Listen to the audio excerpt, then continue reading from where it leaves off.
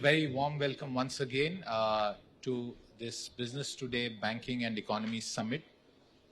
The session that I have is not an easy one to do, but I'm glad that I have two people who are native to this in some sense, experts who have spent time doing this. And I really want to use this opportunity when we were talking off stage to get to understand what this is from the Indian context, especially in the context of the latest developments, what's happening globally, what's happening within India.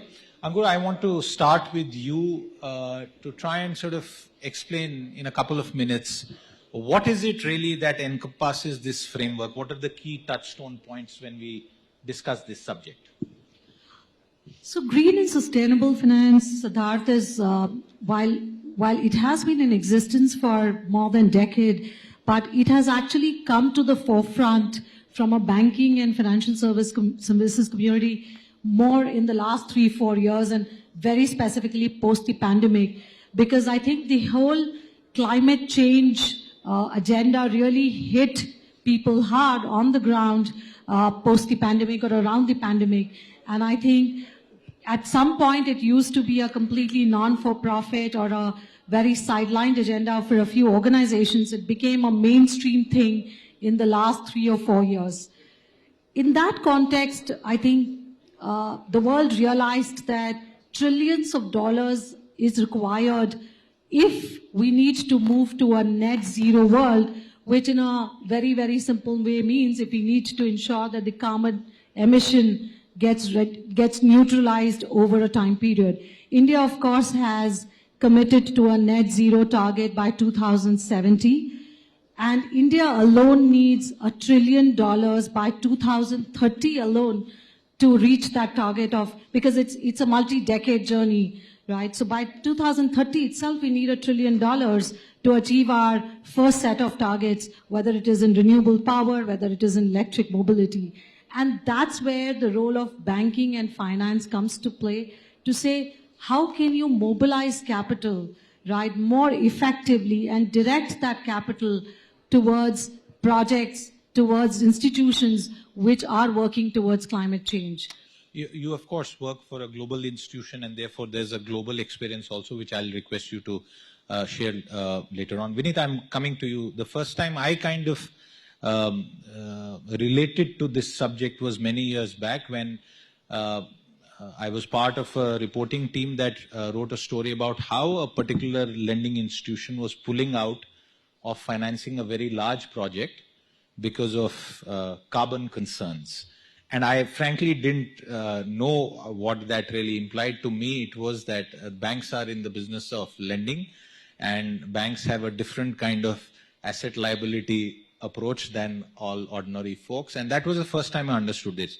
The point that Ankur made about the amount of money that is required, I'm linking this to another thing, which is the broader climate change goals that India is supposed to sort of adhere to, and developing countries like ourselves saying the West should mitigate that, they should give us the money.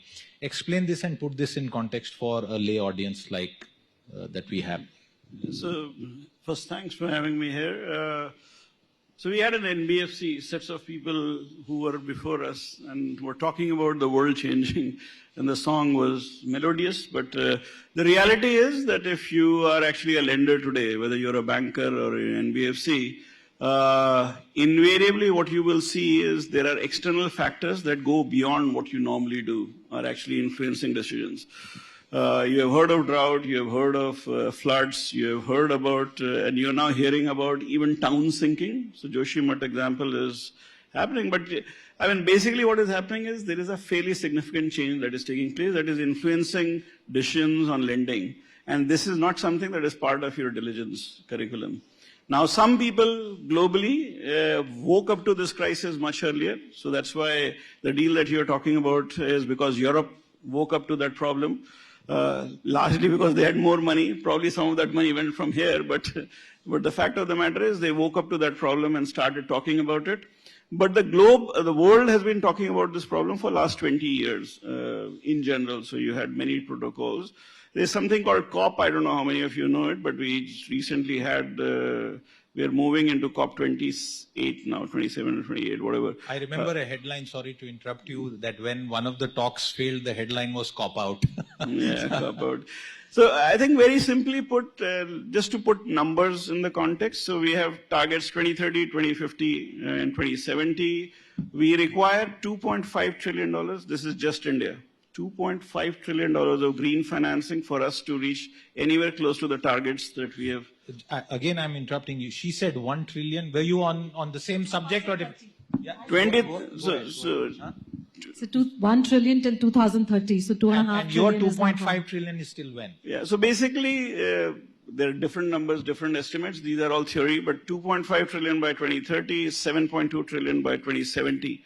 We require $7.2 trillion just India to do this. And the funny part is, there is no dearth of money in the world. Roughly the global world. You say that there is no dearth of money in the world, but 100 billion amount that was mentioned by the Indian Environment Minister several years back at one of these negotiations, the West never paid up. And, it's they who have polluted more than... Yeah, you're actually getting into what they did not pay. The world has $400 trillion. So it's not really about the money is not there, whether the intent is there and whether the intent is who bears the cost. So I think that let's start by trying to understand that India requires this. Why do you require it? Simply because steel, cement, all the things that you produce are massive. Carbon footprint. Yeah, we are actually basically massively throwing carbon in different forms into the economy. Now, if you have to change the process, you have to actually, let's say, look at India's green hydrogen initiative. Now, green hydrogen is way more expensive than grey hydrogen. You have to replace that. How will you convince anybody to use green hydrogen? Refineries or steel or cement, why would they use it? So somebody has to pay for it. Now, at this point of time, roughly, we are getting around, instead of 170 billion that we need to finance, roughly 44 billion is what is going. 85% of that is coming from Indian sources. Roughly 50% from public sector, 50% from private. Only 13% comes from outside India. That's inconsequential in the scheme of things that we are talking about. Maybe Siddharth, I'll go one step further and say it's not about the East or West. We are a very globalized world despite the fragmentation that you're seeing in the recent years. May I interrupt you? Yeah. Tell us why it's not, because from whatever I know about the subject, it's the West which has a far higher cumulative carbon footprint than a developing country like India. No, so all I'm trying to say that you can't distinguish how much the West has to pay or how much the East. I think it has become a global problem, and that's why COP26 talks about it. And to give you an example, Standard Chartered is a global bank. We've said our footprint is in India, Africa, Middle East. All of those countries will go through a very tough time. We said we've committed $300 billion to green and sustainable finance up till 2030. Now that can come in a local currency form in India. That can come in the form of us trying to raise international bonds for our clients, or just purely funding renewable projects. A direct question, and hypothetical one completely for the record.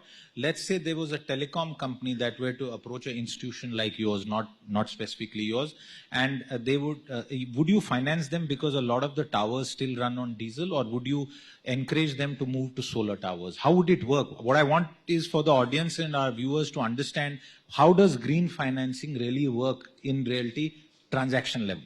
Sure.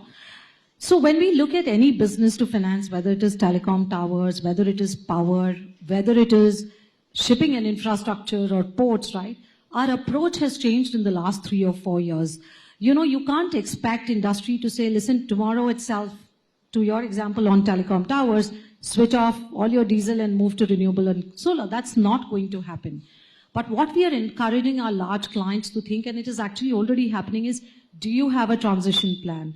Are you willing to make investments to start moving to renewable energy? Similarly for the auto companies, right? Are you starting to look at electric vehicles as a strategy, right? So it is a transition. It can't happen overnight. And a lot of international banks and institutions have drawn hard lines around not financing thermal power, though the last 12 months has thrown up new challenges on that, and we can talk about it separately. But I think it is about both the financial markets as well as the conglomerates and the corporates coming together and saying, listen, there is a transition. Right. We need money to arrive and get to that transition. It will not happen overnight. The color of money is green, and the subject is green finance. The other question I want to ask you, and this is from what some companies tell us using that telecom example itself, transiting to solar-based in the long run is cheaper, but in the switch itself involves both a fixed cost and a transition. Who bears the cost in the Indian context? The end consumer? Because this is going to be expensive for the near term. Just like why I'm asking this question to everybody here is, if you want to plan to buy a electric mobility solution, a motorcycle or a car, they are 40, 50%, 60% more expensive than conventional. Vineet. I think we are talking at two levels. One is this a problem? Is this a real problem? The answer is yes. Is this our problem? Answer is yes. Is it being created by us? Answer is no. Has somebody else created it? Yes, somebody else has done much more, because per capita consumption of the West is still way, way beyond what we are talking about. Should the West pay for it? Yes, that's what India is asking. That's the development world is asking. Is the West willing to pay? Answer is no, because they don't have the money, but they are making small progresses. But you said there is so much money that's available. So much money available versus the money that they are willing to give you are two different things. So I may have $400 trillion available. I am willing to give you few hundred million. So quick question for entrepreneurs, for large, mid-size, established companies. If they want to tap into this global pool and become green and sustainable and be environmentally responsible, what are the changes that Indian companies need to make? I'm going to ask you that question as well, starting with you. So very simple things. You will not be able to export. The finance minister just simply said, West has come up with so what has happened is Europe is becoming very tough with its own corporates. Now when it is becoming very tough with its own corporates, the corporates have then revolted and said, well, you cannot allow us to do, we are uncompetitive. Basically, West companies are getting uncompetitive, given that we and the Chinese are filling the space. The Chinese are filling, or Indians will fill, or somebody else will fill. So what they are doing is they have come up, and they are very ingenious people, so they have come up with new taxes, which are called the carbon tax. And that is going to hit us very hard. So if you do not comply, your exports will suffer very soon, because the world needs to have a level flying field, and they will find their ways to do it. So this when you talk about exports, it is across the chain. Steel, cement, textiles, whatever, everything. Textile, everything. So you will not be able to, your exports will hit, and it will hit very hard, because you will become uncompetitive. Quick interjection, sorry, because I'm looking at the clock. Are Indian lenders waking up to this? How would you describe it? What is the Indian lending community doing when it comes to this subject? So the Indian lending community, I think more than Indian lending community, I think the government has woken up to it. And the government policy, I mean, just read the green hydrogen policy. It will tell you that there is very clear idea. Who is green hydrogen aimed at? Green hydrogen is aimed at all the big guys. Yeah. Because if you do not consume it, you will be uncompetitive. So government will have to put in money. But then there is a huge amount of capital that we need to pull in. I'm actually 7.5 trillion. I don't think so. We have the capability to provide it. 170 billion is what you need today. 44 billion is what you can provide. After that, 13% is from outside. The rest is yours. That money you are already providing. Okay. Where will you get the remaining 75%? Great numbers. 2 points. I like to look at the silver lining in the clouds here. Exim Bank raised $1 billion of green and sustainable bond 2 days back. That opened the capital markets. All of that $1 billion was raised from overseas markets. And hopefully a lot of that will get... here. Yes, a lot of that will get deployed in the Indian ecosystem in some form or the other.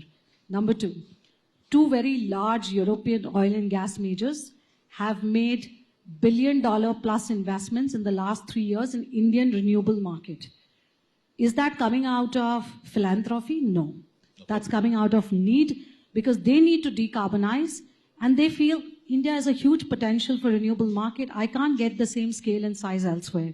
We've advised a couple of them. So that's why I'm saying it's not a problem which has to be defined by boundaries. It can be only solved if we think at a global level or scale. Ankur, very quickly, what would you tell Indian companies, all size, that they need to do to become sort of green finance compliant, if I may use that term?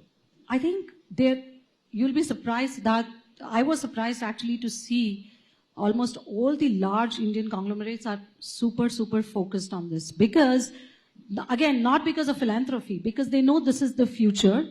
If they need to deploy their investments into sustainability and green finance and green projects, they need to raise very large amount of capital, and that will not happen without transparency, without ensuring that their governance models are well put in place.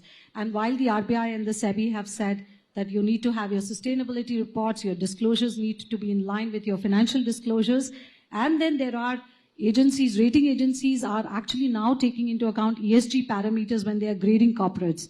So all of that needs to be done, and I think it is the same level of discipline that they have on the financial side that they need to bring on the corporate sustainability strategy as well. Any closing comments? I'll actually just give you almost a miracle story. You can actually copy it. So Aavishkaar is, we genuinely believe, and I met the Prime Minister and I told him we can attract $200 billion of global capital and never return it. So basically India's problem is you bring in capital, then you lose value, 3.5% every year, and then you return it, it becomes very expensive. We can attract $200 billion of global capital, go and grow trees all over India, and then just sell the carbon credits back. And the person who gave us money will make 10% odd return, while the $200 billion will remain invested with our poor and low-income population across India, create biodiversity, and create a good green India. That miracle is possible in today's world, which means you are taking billions of dollars of global capital, never returning it, putting it in the hands of very poor people, and yet actually giving a return to the guy who has given you $200 billion. That miracle is possible in this new regime, and therefore those who are in the field of finance can actually start believing in miracles. I'll just end. Ladies and gentlemen, the Delhi perspective to what he said would be that he's just filled a large hole in the balance sheet. I hope the powers that be listen to this, and why this subject is very important. I'm going to sign off with what a lot of people in Delhi are experiencing. Also, that's a completely consumer-centric example, not totally relevant to this session. But in Delhi, these days, you wake up in fear that are you going to be able to take your car out or get slammed with a 25,000 rupees fine. That's the consequence of climate and environment sustainability that common citizens are facing. So hopefully, if the big corporates and the governments do it, we'll all stand to benefit. Vineet, Ankur, thank you very much for your time. With that, thank you for listening in. Bye-bye.